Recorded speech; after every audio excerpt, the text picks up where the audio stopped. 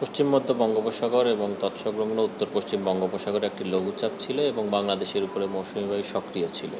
সে কারণে সারা দেশেই কিন্তু ভারী থেকে অতি ভারী বৃষ্টি আপনারা বিগত 2-3 দিন যাবৎ দেখছেন।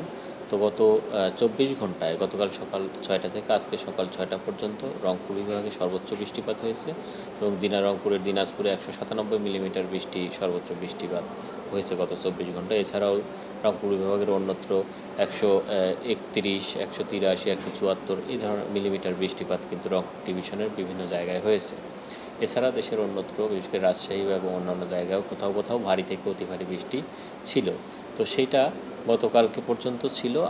গতকালকেও আপনার আমাদের যে বিভিন্ন সমুদ্র বন্দরের জন্য যে 3 নম্বর সতর্ক সংকেত দেখাতে বলা হয়েছিল সেটা গতকালকে বিকালেই উইথড্র করা হয়েছে, ডাউন করা হয়েছে। তো সেই রকম পরিস্থিতি আর নেই।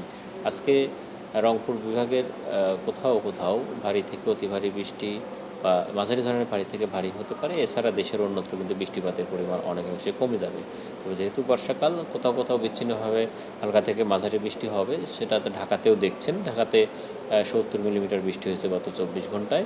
তবে এখন কিন্তু বৃষ্টিপাত হালকা থেকে মাঝারি ধরনের হচ্ছে। এছাড়া দেশের অন্যত্র বৃষ্টিপাত কমে যাবে এবং আগামী তাপমাত্রার কথা যদি বলি, তো আজকে দেশের বিভিন্ন জায়গায় কিন্তু তাপমাত্রা কিছুটা বৃদ্ধি পাবে এবং কোথাও কোথাও বিচ্ছিন্নভাবে 1 থেকে 3 ডিগ্রি তাপমাত্রাও বেড়ে যেতে পারে।